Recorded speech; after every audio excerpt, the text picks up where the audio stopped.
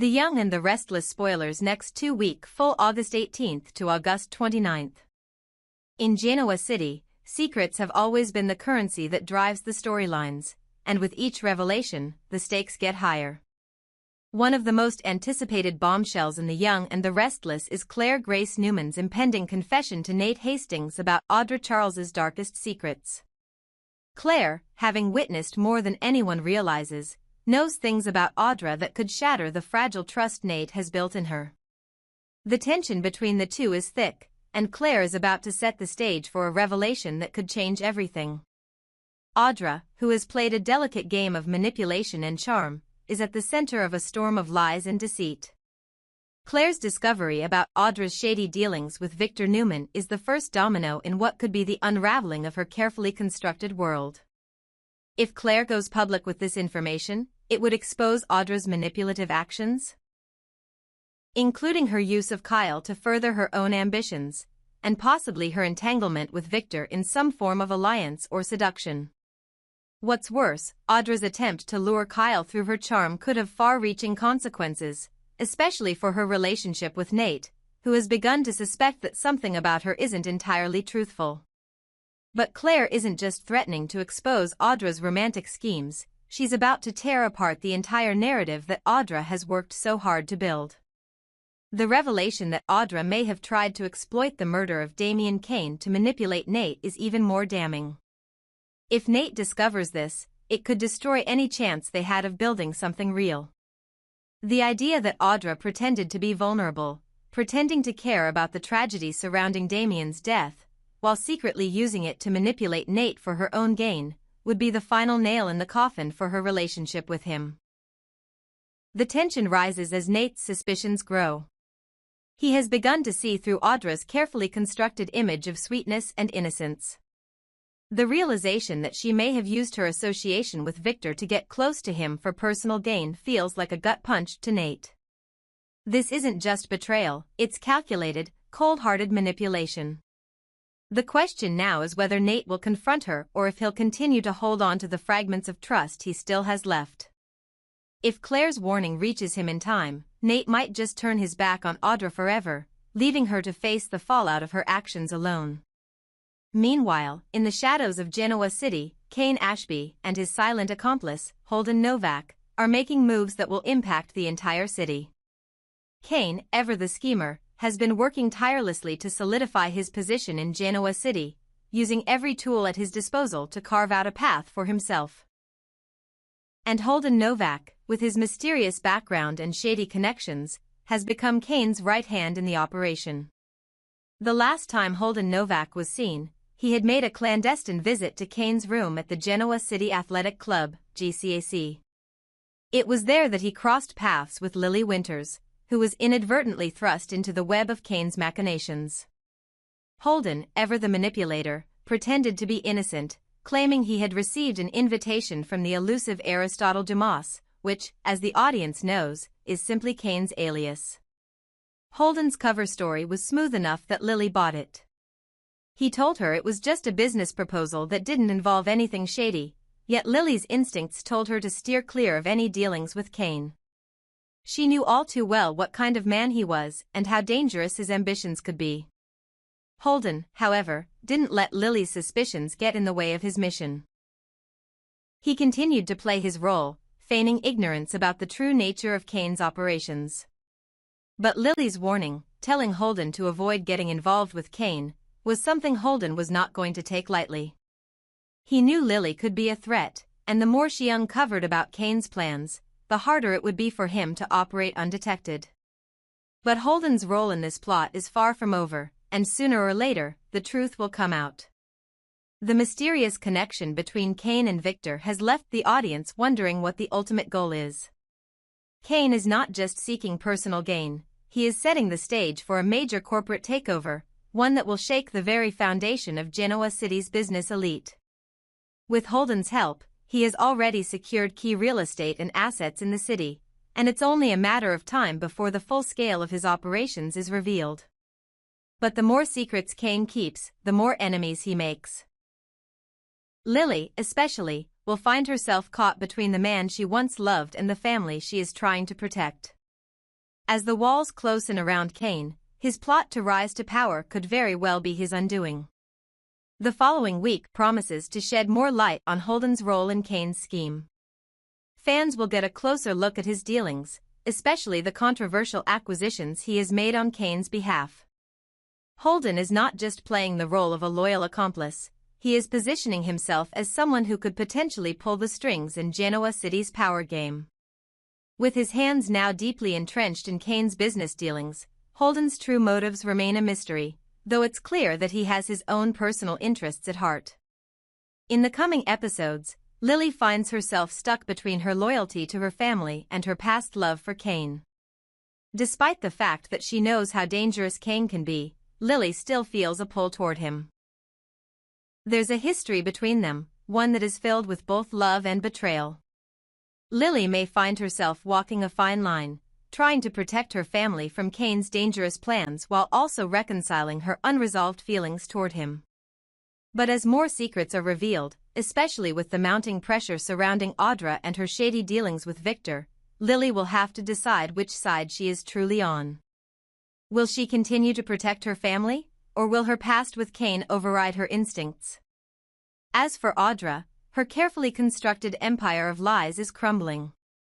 Claire's revelations, especially regarding Audra's manipulative use of her relationship with Victor, will likely be the beginning of her downfall. Nate, once a supporter of Audra, may be the one to expose her, and the consequences will be far-reaching. If Nate decides to confront Kyle and ask for confirmation about the deal with Victor, the damage to Audra's credibility could be irreversible. Nate's decision could change the power dynamic in Genoa City, and it could mark the end of Audra's reign. In the tangled web of betrayal, secrets, and manipulation, The Young and the Restless continues to offer unexpected twists and turns. Claire's potential revelations, Lily's conflicted loyalties, and Kane's dangerous ambition are all set to collide in ways that will leave viewers on the edge of their seats. What happens next will define the future of Victor Newman's empire and the lives of those who dare to challenge it. But one thing is certain, in Genoa City, the only constant is change, and no one, not even the most powerful, is safe from the fallout. The drama in Genoa City continues to spiral out of control as the shifting alliances and underhanded schemes of the powerful players come to light. One of the most intriguing and dangerous developments involves Phyllis Summers, Daniel Romalotti, and the mysterious and increasingly manipulative Holden Novak. Their paths are about to cross in ways that will have profound consequences for everyone involved, as secrets, power struggles, and long-buried motivations begin to surface. Phyllis, ever the schemer, has always had a knack for making waves in Genoa City. But her recent behavior has been more erratic than usual. The thrill of Kane Ashby's dangerous games and promises of power have drawn her in, convincing her that she can be part of something bigger, something that will make her the queen of the business world. She's no longer just looking for ways to climb the social ladder, she's ready to dominate it.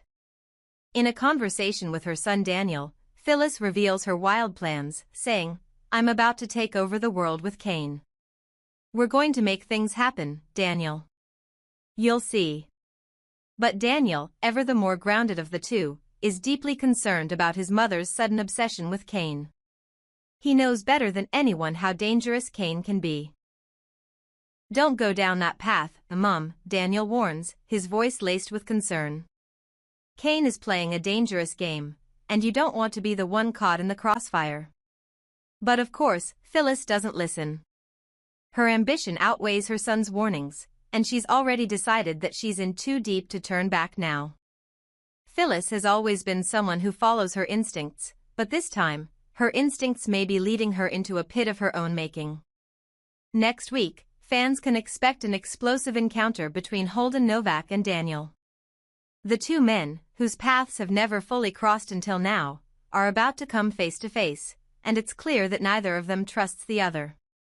Holden, with his cool demeanor and cryptic motives, has been working in the shadows for Kane, securing key real estate and making powerful alliances that will ultimately help Kane cement his control over Genoa City's most lucrative businesses.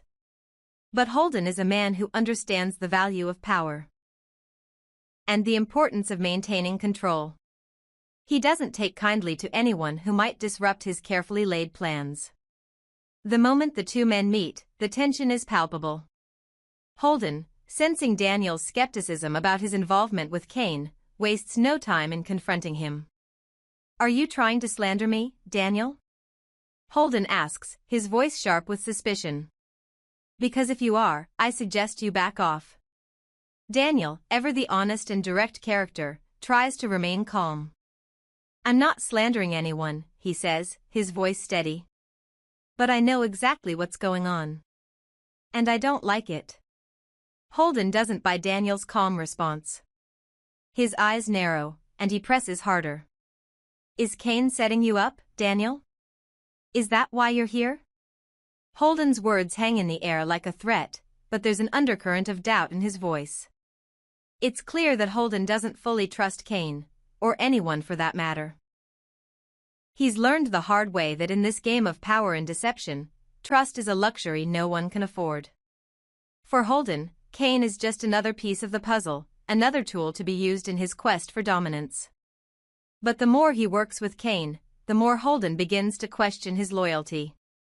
Is Kane really on his side, or is he just a means to an end? Is he being played just as much as Daniel or anyone else involved in Kane's web of schemes?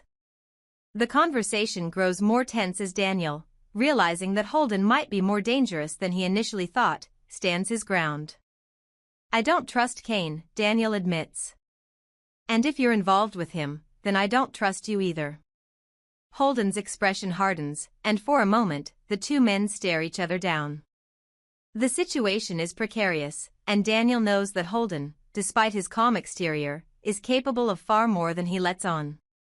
"I don't need your trust, Daniel," Holden replies, his voice low and menacing. "But Kane's plans aren't as simple as you think. And you'd better be careful who you're aligning yourself with. Kane is using you just like he uses everyone else." The warning hangs in the air, and Daniel's mind races. Has Kane really been using him all along? Or is Holden just trying to manipulate him into taking sides? Daniel has been wary of Kane from the start, but now, with Holden's cryptic words, the stakes have never seemed higher. At the same time, Phyllis's connection to Holden and Kane becomes even more complicated. She has long believed that her manipulation of the situation would give her the upper hand, but now, as Holden's loyalties are questioned, Phyllis might find herself at the mercy of forces she doesn't fully understand. Holden, a man who has his own motivations and personal interests, may very well turn on her if it suits him, and Phyllis may soon realize that she's playing a far more dangerous game than she ever imagined. Phyllis has always been a woman of action, but her impulsiveness could lead to her downfall this time. Kane's plans are taking shape, but the more she pushes for power, the more she risks losing everything. The alliance she has so carefully built with Kane and Holden may not be as secure as she believes, and once the truth comes to light, she might find herself betrayed by the very people she thought she could trust. Nate Hastings remains caught in the middle of this web of lies and betrayal. His feelings for Audra have clouded his judgment, but now, with the pressure mounting, he is beginning to realize that things aren't as they seem. Audra's secretive behavior, her ties to Victor, and her manipulation of the situation are starting to come to light, and it won't be long before Nate is forced to confront the truth. Will he stay loyal to Audra, or will he finally see her for what she truly is? If he learns that Audra's connection to Victor is more than just a casual alliance, Nate might be forced to make a choice that could change everything. As the tangled alliances continue to unravel in Genoa City, one thing is clear: no one is safe from the consequences of their actions. Kane, Holden, Phyllis, Daniel, and Nate are all playing dangerous games, and in this city, there is no such thing as a harmless secret. The stage is set for betrayals, confrontations, and revelations that will shake the very foundation of Genoa City's most powerful families. What happens next is anyone's guess, but with so many players in motion, the fallouts will be dramatic, and the repercussions will be felt far and wide. One thing is certain: The Young and the Restless has only just begun to expose the depths of the intrigue and betrayal lurking in the shadows.